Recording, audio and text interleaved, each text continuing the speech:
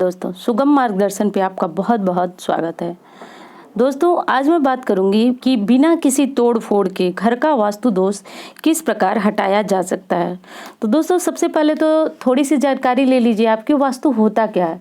तो वास्तु यही होता है कि घर में जो भी चीज़ें होती हैं उनका एक स्थान होता है, और अगर स्थान के अनुसार हम उन चीज़ों को नहीं कर पाते हैं तो वही घर में वास्तु दोष का नाम पड़ता है, या उसी से व्यक्ति को तकलीफ होती है, उसी का नाम वास्तु दोष होता है। जैसे अग्नि कोड होता है तो उसमें अग्नि की व्यवस्था करनी चाहिए, किचन रसोई घर, और उसमें अगर हम जल की व्यवस्था कर देते हैं, उधर अगर हमारा समरसेबल वगैरह जो भी मतलब पानी की टंकी कुछ भी है, तो वो चीज़ें होती हैं व्यवस्था के खिलाफ। यानी अग्नि तत्व में अग्नि से जुड़ी हुई चीज़ें ही होनी चाहिए, और जल तत्व में जल से जुड़ी हुई। तो इसी तरह समस्त चीज़ों का वास्तुशास्त्र में एक प्रमुख स्थान है। तो अगर घर बनवाते समय हम इन चीज़ों का ध्यान नहीं दे पाते हैं तो ये चीज़ें हमारे लिए वास्तु दोष का कारण बनती है। तो दोस्तों देखिए, इतनी मुसीबत से व्यक्ति जो है घर बनवाता है, और फिर आगे चल करके जब पता चलता है कि घर में वास्तु दोष है तो वो काफ़ी तकलीफ में हो जाता है, और फिर उसके पास या तो बजट नहीं होता है, या फिर प्यार से सजाए हुए घर को तोड़ने की इच्छा नहीं होती है, वो तोड़ ही नहीं पाता है अपने घर को, और वास्तु दोष से पीड़ित रहता है। तो दोस्तों, आज मैं बताऊंगी कि बिना किसी तोड़ फोड़, बिना किसी बदलाव के आप अपने घर को वास्तु दोष से मुक्त कैसे कर सकते हैं, और घर में खुशियां और सौभाग्य कैसे ला सकते हैं। दोस्तों, ये इस बात से भी नकारा नहीं जा सकता है कि जिस परिवार में, जिस घर में वास्तु दोष होता है, उस परिवार के सदस्य जो है काफ़ी परेशान और पीड़ित होते हैं। उनको सब ज्ञान होते हुए भी जल्दी तरक्की उन्नति नहीं मिलती है। तो दोस्तों, इन सब से बचने का एक बहुत उपाय है, जो शास्त्रोक्त उपाय है, जिसको हमारे शास्त्र बताते हैं कि अगर हम ये क्या कार्य करते हैं तो घर में वास्तु दोष, नकारात्मक ऊर्जा, इन सब से हम दूर हो जाते हैं। दोस्तों, एक और चीज़ है कि वास्तु दोष यही होता है कि हम जो चीज़ें व्यवस्था के अनुरूप नहीं बनवाए हैं उससे एक नकारात्मक ऊर्जा निकलती है। तो नकारात्मक ऊर्जा को सकारात्मक ऊर्जा में किस प्रकार बदला जा सकता है, यही शास्त्रोक्त नियम है कि किस प्रकार हम उस नकारात्मक ऊर्जा को, जो कि हमने गलत व्यवस्था किया है, तो उससे जो नकारात्मक प्रभाव हमारे ऊपर पड़ रहा है, तो उसको सकारात्मक रूप में किस प्रकार हम बदलें। तो देखिए दोस्तों, सबसे पहले और मुख्य बात तो यह है कि घर का मुख्य दरवाज़ा, उस पर हमको घोड़े की नाल, जो काले घोड़े की नाल को कहीं से ले आकर के लटका देना चाहिए। दोस्तों, ये बहुत बड़ी चीज़ भी नहीं है, और ऐसा भी नहीं है कि आप ढूंढेंगे तो नहीं मिल पाएगा। आप कहीं देखेंगे जो लोग घोड़ा वगैरह पालते हैं तो वो लोग उनके पैरों में नाल लगाए होते हैं, तो उनसे बोलेंगे तो जब वो नाल कुछ दिनों में घिस जाती है तो वो उनको निकाल करके और नई नाल लगवाते हैं। तो आप उनसे बोलेंगे तो वो नाल आपको भले ही कुछ दिनों के बाद मिले, पर मिल जरूर जाएगी। तो वो नाल ले लें आप, और इसको काले कपड़े में लगा करके घर के मुख्य दरवाजे पे लगा दें, और ऐसी जगह पे लगाएं जहाँ पे कोई किसी की नज़र न जाए, तो बहुत अच्छा। तो काले कपड़े में उसको बांध करके या सिल करके लगा दें। अब ये करने से क्या होता है कि घर में किसी प्रकार की नकारात्मक ऊर्जा का वास हो ही नहीं सकता है। घोड़े के नाल में इतनी शक्ति होती है। तो ये चीज़ आप ज़रूर कर दें, और ढूंढेंगे तो कोई चीज़ मुश्किल नहीं है, ये भी आपको बहुत आसानी से कहीं ना कहीं ज़रूर मिल जाएगी। अब देखिए दोस्तों, सुबह और शाम घर में पूजा पाठ जरूर होना चाहिए। ये नहीं कहूँगी कि 1 घंटे का जब तक होना चाहिए, आप जितना भी करें, 5 मिनट 10 मिनट पूजा जरूर करें। और घर की साफ सफाई के बाद घर में धूप जरूर जलाएं, सुबह में और शाम में। और अगली चीज़ है कि घर में जो भी गृहिणी है वो सबसे पहले जागने के बाद घर में झाड़ू जरूर मारे, झाड़ू मार करके कूड़ा जरूर फेंकें।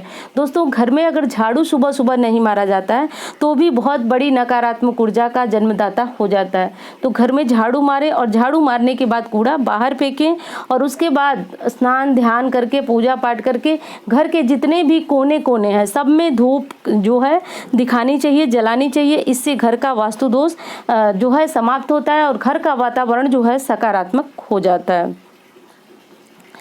अब एक और विशेष बात है दोस्तों कि घर में जो पूजा स्थान होता है उसकी दिशा आप अगर सही दिशा में नहीं बनाए हैं तो उसको मैं यही कहूँगी कि आप भले ही एक छोटा सा चौकी रख लीजिए, पर पूजा का स्थान जो है सही दिशा में होना चाहिए। तो अब सही दिशा क्या है वो, तो उत्तर पूर्व में पूजा का स्थान होना चाहिए। इसको ईशान कोण कहा जाता है।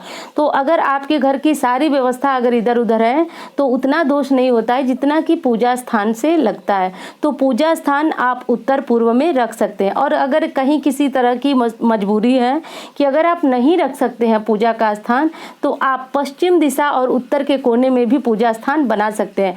वैसे जो शास्त्र अनुसार पूजा स्थान बताया गया वह ईशान कोण में यानी उत्तर पूर्व के कोने में ही बताया गया है। तो ये चीज़ें भी आपको बहुत ज़्यादा ध्यान रखना है।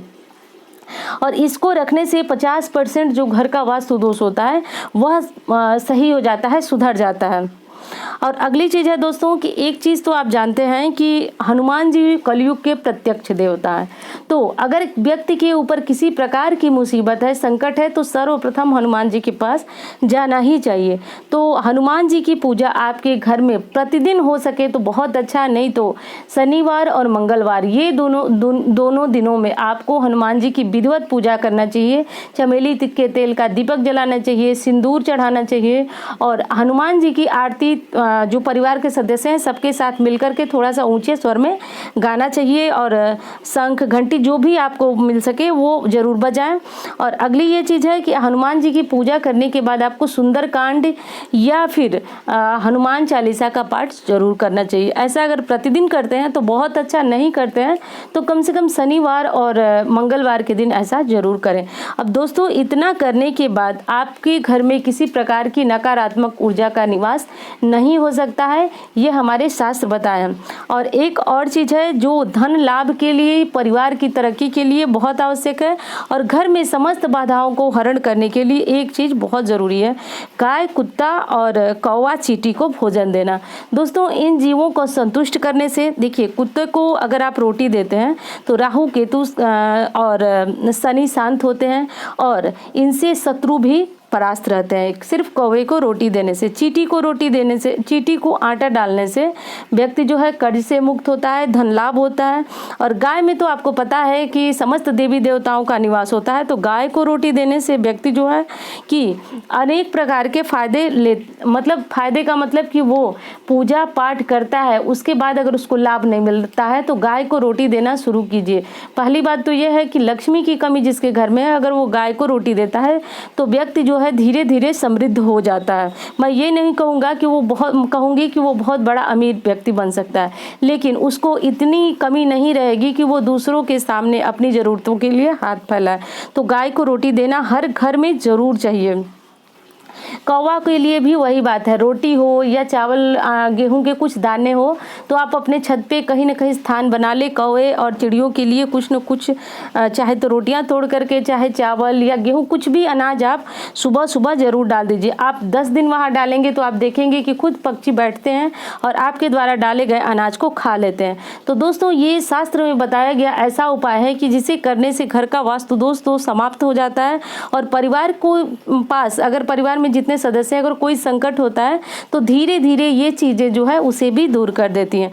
तो दोस्तों उम्मीद करती हूँ कि वीडियो आपको पसंद आई होगी। मिलती हूँ इसी तरह की वीडियो के साथ। धन्यवाद।